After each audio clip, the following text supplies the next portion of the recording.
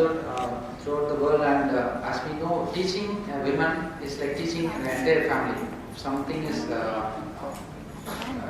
has to be done, it has to be taught to a woman who can implement that better than a man. So I thought it will be an eye-opener for a few of us. I'll start with the Tirukkural. Marundana vendavam yakirku arundiyadu attradu potrivuni. So no medicine is necessary for him who eats after assuming himself that he has already eaten what he has already eaten has been digested. So if we can analyze ourselves and get on to the next meal, then there is no need for medicine. This was written 2000 years ago, and this holds good very well nowadays. So what should be, I am just going to focus on lifestyle and diseases and throw a few highlights on what is happening to our lifestyle and what are the common diseases we face, what can be done. What should be our ideal weight, and does being more weight means more healthy, and when have we checked our weight in the recent past? See, this has been our evolution. We started from the ape, and we slowly became an erect Homo sapien, and what will be in the future is symbolically depicted here, and probably this might be the next evolution. So everybody should know about the body mass index. For every individual, one cannot have, all of us are not of the same height. So similarly, everyone cannot be of the same weight. For each one there is an ideal body weight, which is approximately we can measure by subtracting 100 from our height in centimeters. We take an height in centimeters and subtract 100 from that should be our ideal body weight. But scientifically we calculate using the body mass index, which is weight in kilogram by height in meter square. I have shown an example, somebody who is 85 kilos, a height of 160 centimeter, you put the ratio and we get it at 33.2. So what is an ideal BMI? It should be somewhere between 18.5 to 24.9. This is the World Health Organization standard. And overweight means somebody whose BMI is beyond 25. This is called an overweight. Overweight and obesity are different terms. We interchange in common language, but scientifically they are different terms. Up to 30 BMI, somebody is called overweight, and if your BMI is going to be more than 30, then it is called obese. And if it is BMI is more than 35, they are called severely obese, and beyond 40 is called morbidly obese. And why this happens? Because the energy intake, what we consume, we are not spending. And there is an abnormal and excessive fat deposition. If somebody whose weight is 20% more than the ideal body weight, then they are called obese. World Health Organization statistics shows around 800 million people are starving and they are hungry. They don't have food to eat. The same World Health Organization statistics in 2018 showed that more than 1 billion people are obese. It means there are a group of people, above 1 billion people, who get more food, and those who are starving are much less. What are the factors which contribute to weight gain? Genetics, which is difficult to prevent, an unhealthy diet, sedentary lifestyle, hormonal changes, and an obesogenic environment. What is an obesogenic environment?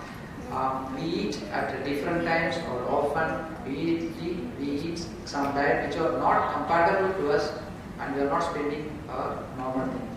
All these lead to an obesogenic environment. See, these lifestyle and diseases can be prevented at different places. It starts from home or office. See, in home we are in front of these electronic devices and mobiles and things. In office we are sitting for most of the time. There is a change in the sleep pattern. Most of them go for night shifts. So the circadian rhythm, which is the biological clock, is altered in all our body. This again leads to a weight gain and stress. Stress here leads to not a physical stress, it's a mental stress. What happens if we consume 100 calories every day extra? 100 calories is just consuming 1 cup of tea. If you are going to take a cup of tea daily for a year, you are going to gain 5 kilograms weight. And slowly what happens once we put on weight, the metabolism, which is the digestive capacity in simpler terms, goes down. So the gap widens. They have an inverse relationship. If your metabolism is high, like we see in children, whatever they eat, they are able to digest and they are lean. But as age goes on, we put on weight because our metabolism goes down. So So if you are going to take 100 calories, just a cup of tea daily extra than your routine schedule, and you are not going to go on with the same kind of activity, in 1 year time you will be putting 5 kg of weight. And to spend this 5 kg of weight, you have to put an enormous effect. It is not easy to spend this 5 kg of weight. Sometimes food becomes an addiction. And this is what is happening nowadays. After China, next to China, India is a leading cause of obese children in this world. If you take the statistics, we are at number 2. By 2030, we will be at number 1. And this is not going to, this means that we are not moving in the right direction. What happens when somebody is overweight and obese? It has a parallel relationship with diabetes. By 2025, they expected that 2.7 million people will be overweight. And by 2035, you can see the diabetes rate also increases, and somewhere 592 million people will be diabetic. So we have to balance between the energy intake and the output. And diet and activity are the two eyes of maintaining a healthy weight. Along with this, a change in the lifestyle is also important. I just put a small food pyramid. This is an ideal food pyramid. So the base is formed by liquids or water intake, which should be the base of the food pyramid. Next comes fruits and fibers. Next comes cereals and pulses, which are the carbohydrates.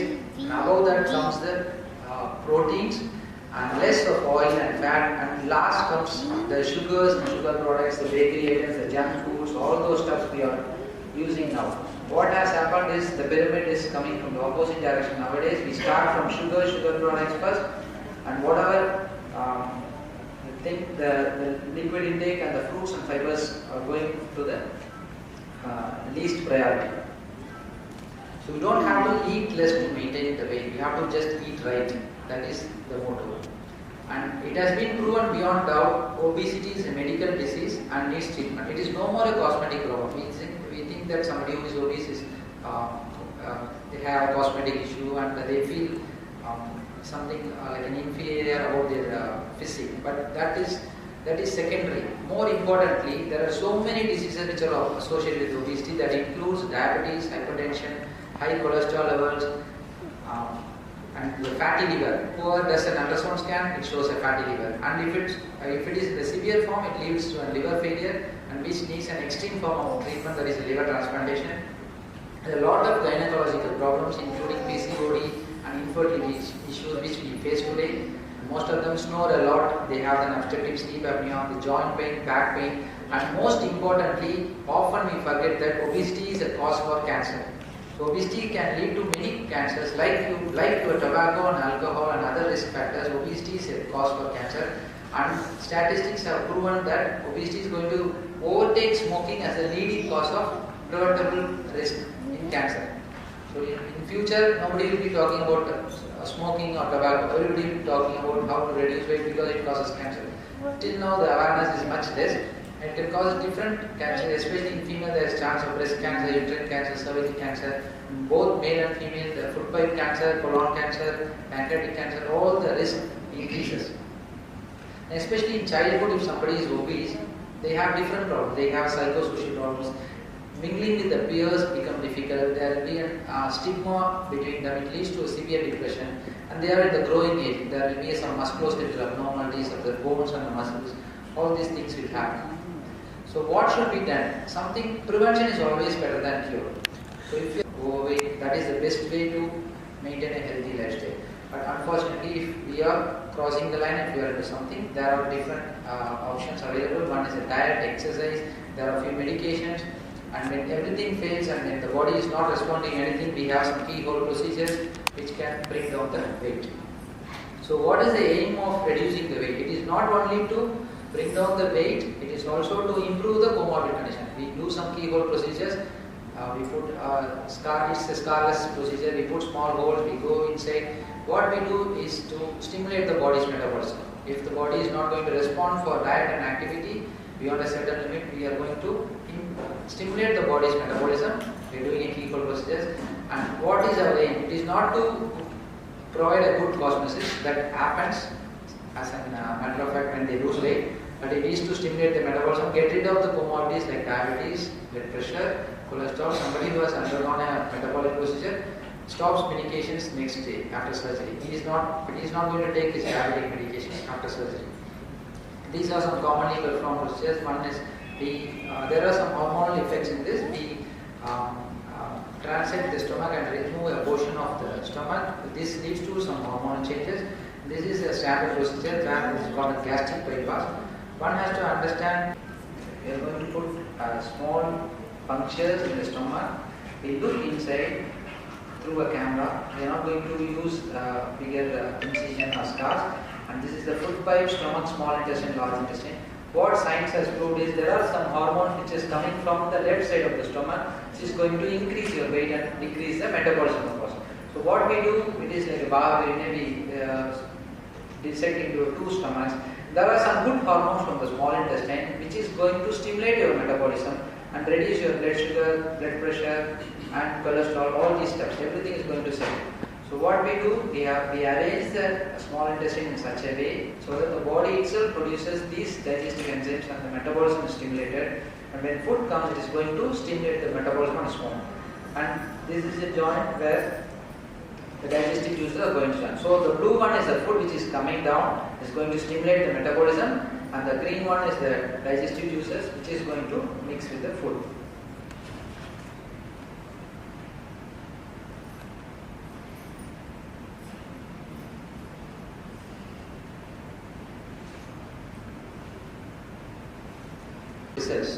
Studies have shown that we get rid of so many problems. Whatever we face, reflux disease, cholesterol, stress incontinence, sleep apnea, osteoarthritis, there is a great improvement in the cardiac function, blood pressure and diabetes can be cured. These are some of our patients. You can see they has lost some 50 kilos. There is absolute cost versus from this, and there is an reduction of weight around 60 kilos. There is an reduction of weight around 80 kilos. So these are few of our patients' picture. What I want to stress here is obesity is a lifestyle disease and that is going to cause a lot of problems. Prevention is always better than treating that. It is easy to prevent than to address the issue later on.